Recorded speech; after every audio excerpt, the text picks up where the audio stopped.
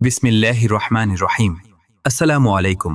MD ইমন টিমের পক্ষ থেকে আজ আমরা এমন এক তিতা সত্য উন্মোচন করতে যাচ্ছি যা শুনতে অনেকের গা জ্বলে উঠবে। অনেকেই হয়তো চরম অস্বস্তি বোধ করবেন, কিন্তু এই সত্য বলার জিহাদ আমাদের চালিয়ে যেতেই হবে, তা যতই তিক্ত হোক না কেন। আল্লাহ পবিত্র কুরআনে সূরা নিসার ১৩৫ নম্বর আয়াতে বলেছেন, হে মুমিনগণ, তোমরা ন্যায়ের পক্ষে দৃঢ়ভাবে দাঁড়াও, আল্লাহর জন্য সাক্ষ্যদাতা হও, যদিও তা তোমাদের নিজেদের বা পিতামাতা ও আত্মীয়দের বিরুদ্ধে যায়। আজ আমরা কথা বলবো বাংলাদেশে ধর্মের নামে যে নীরব প্রতারণা, ভণ্ডামি এবং চরম বিকৃতি চলছে তা নিয়ে। এমজি ইমন টিম দীর্ঘ সময় ধরে মাঠ পর্যায়ে যে গবেষণা চালিয়েছে, আজ তার ভয়ঙ্কর ফলাফল আপনাদের সামনে তুলে ধরছি। বাংলাদেশ ৯০% মুসলিমের দেশ, কিন্তু এই বিশাল জনগোষ্ঠীর কতজন প্রকৃত ইসলাম জানেন? আমাদের গবেষণায় উঠে এসেছে এক হৃদয় বিদারক চিত্র। দেশের প্রায় ৮০% মুসলিম জীবনে কোনোদিন অর্থ বুঝে কুরআন পড়েননি। ৬৫% মানুষ নামাজ পড়েন, কিন্তু তারা জানেন না তারা আল্লাহর সামনে দাঁড়িয়ে কি বলছেন। ৯০% মানুষ ইসলাম শিখেছেন হুজুরদের ওয়াজ মাহফিল থেকে, কুরআন থেকে নয়। কেন এমন হলো? এর একটাই উত্তর: ধর্মকে পুঁজি করে একটি সুসংগঠিত ব্যবসায়ী চক্র সাধারণ মানুষকে আল কুরআন থেকে সুকৌশলে দূরে সরিয়ে রেখেছে। আসুন একে একে তাদের সব ভণ্ডামি উন্মোচন করি। প্রথমেই আসি ওয়াজ মাহফিল প্রসঙ্গে। আমরা অসংখ্য ওয়াজ মাহফিল বিশ্লেষণ করেছি। দেখা যায় ১ ঘন্টার একটি ওয়াজে কুরআনের আয়াত বলা হয় বড়জোর ২ থেকে ৩টি, তাও আবার মন গড়া ব্যাখ্যা দিয়ে। আর পুরো ওয়াজের ৭০% জুড়ে থাকে বিভিন্ন জাল হাদিস আর বানোয়াট কিচ্ছা কাহিনী। নবীর নামে, সাহাবীদের নামে এমন সব আজগুবি গল্প বলা হয় যার কোনো সহিহ ভিত্তি নেই। হাজার হাজার মানুষ রাত জেগে এই কল্পকাহিনী শুনে সুবহানাল্লাহ বলছে, অথচ তারা জানেই না তারা মিথ্যার পক্ষে স্লোগান দিচ্ছে। দ্বিতীয় সমস্যা হলো মাযহাবী বিভেদ এবং ফতুয়াবাজি। একই আয়াত নিয়ে এক এক আলেম সম্পূর্ণ বিপরীত ব্যাখ্যা দিচ্ছেন। কেউ বলছেন মিলাদ পড়া ফরজ, আবার কেউ বলছেন এটা হারাম। ফলে মুসলিম সমাজ আজ শত শত দলে বিভক্ত: সুন্নি, ওহাবি, দেওবন্দি, তাবলিগি, মাজারপন্থী। অথচ সূরা আনামের ১৫৯ নম্বর আয়াতে আল্লাহ পরিষ্কার বলেছেন, যারা দ্বীনকে বিভক্ত করেছে এবং দলে দলে বিভক্ত হয়েছে তাদের সাথে নবীর কোনো সম্পর্ক নেই। কিন্তু অদ্ভুত ব্যাপার হলো, এই আয়াতটি আপনি কোনো ওয়াজ মাহফিলে শুনতে পাবেন না, কারণ এই সত্য জানলে তাদের ধর্ম ব্যবসা বন্ধ হয়ে যাবে। সবচেয়ে বড় এবং ভয়ঙ্কর প্রতারণাটি হলো, সাধারণ মানুষকে বোঝানো হয়েছে কুরআন নাকি বোঝা খুব কঠিন। আরবি না জানলে নাকি কুরআন ধরাও যাবে না।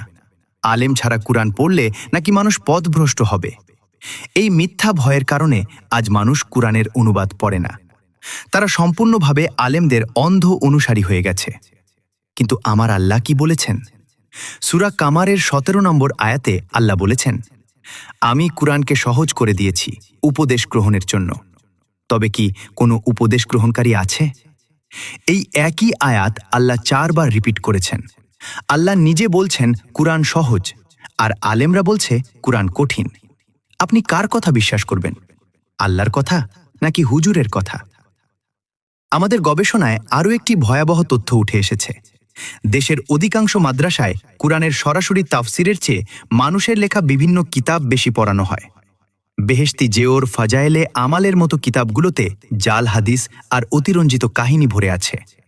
এর ফলে একজন ছাত্র দীর্ঘ সময় পড়াশোনা করার পরও কুরআনের আসল মেসেজ না জেনেই বের হচ্ছে। ধর্মকে সাধারণ মানুষের জন্য এতটাই কঠিন করা হয়েছে যে আজ অনেকেই নামাজ পড়তে ভয় পান। এমন সব জটিল নিয়মকানুন চাপিয়ে দেওয়া হয়েছে যা কোরআন বা সহিহ হাদিসে নেই। অনেকেই ভাবেন হুজুরের শেখানো ওই নির্দিষ্ট নিয়মে ওযু বা নামাজ না পড়লে সব বাতিল হয়ে যাবে। ফলে হতাশ হয়ে অনেকেই নামাজ ছেড়েই দিয়েছেন। অথচ রাসূলুল্লাহ সাল্লাল্লাহু আলাইহি ওয়াসাল্লাম বলেছেন, দ্বীন অত্যন্ত সহজ, যারা একে কঠিন করবে তারা ধ্বংস হবে। আরেকটি চরম মিথ্যা হলো মুসলিমরা নাকি কোরআন ছুঁতে পারবে না। অধিকাংশ মুসলিম এটি বিশ্বাস করেন। অথচ আল্লাহ সূরা ইব্রাহিমে বলেছেন, এই কোরআন সমস্ত মানুষের জন্য পৌঁছানো বার্তা। রাসূলুল্লাহ সাল্লাল্লাহু আলাইহি ওয়াসাল্লাম মুসলিম রাজাদের কাছে কোরআন লিখে চিঠি পাঠিয়েছেন, কিন্তু এরা চায় না অন্য ধর্মের মানুষ কোরআনের আলো দেখুক। এরা কোরআনকে একটি রহস্যময় বস্তুতে পরিণত করেছে। বাংলাদেশে প্রতি বছর শত শত কোটি টাকার তাবিজ আর পানি পড়ার ব্যবসা চলছে। আরবিতে কিছু লিখে তাবিজ বানিয়ে বিক্রি করা হচ্ছে। বলা হচ্ছে এটা পড়লে সব বিপদ দূর হবে। এটা সরাসরি শিরক। সূরা ফাতিহায় আমরা প্রতিদিন বলি, আমরা শুধু তোমারই ইবাদত করি এবং শুধু তোমারই সাহায্য চাই। তাবিজের ওপর ভরসা করা মানে আল্লাহকে বাদ দিয়ে কাগজের টুকরোর ওপর ভরসা করা। রাসূলুল্লাহ সাল্লাল্লাহু আলাইহি ওয়াসাল্লাম বলেছেন, যে ব্যক্তি তাবিজ ঝোলালো সে শিরক করল। এই ধর্ম ব্যবসায়ীরা মানুষকে সরাসরি আল্লাহর সাথে শিরক করাচ্ছে। এমডি ইমন টিমের এই গবেষণার উদ্দেশ্য কোনো নির্দিষ্ট ব্যক্তিকে ছোট করা নয়। আমাদের উদ্দেশ্য হল এই ঘুমন্ত জাতিকে জাগিয়ে তোলা। এটা আমাদের বুদ্ধিবৃত্তিক জিহাদ। প্রিয় ভাই ও বোনেরা, চোখ খুলুন, অন্ধ ভক্তি বাদ দিন। প্রতিদিন অন্তত 10 মিনিট অর্থসহ কুরআন পড়ুন, সহিহ হাদিস পড়ুন, আলেমদের সম্মান করুন, কিন্তু যাচাই না করে অন্ধভাবে কাউকে বিশ্বাস করবেন না। আল্লাহ আপনাকে বুদ্ধি দিয়েছেন। এই বুদ্ধি ব্যবহার না করলে হাসরের মাঠে আপনাকেই জবাব দিতে হবে। আসুন ধর্মের নামে চলা এই সিন্ডিকেট ভেঙে দিই। আসুন আমরা আবার পবিত্র কুরআনের কাছে ফিরে যাই। আল্লাহ আমাদের সবাইকে সত্য বোঝার তৌফিক দান করুন। আমিন।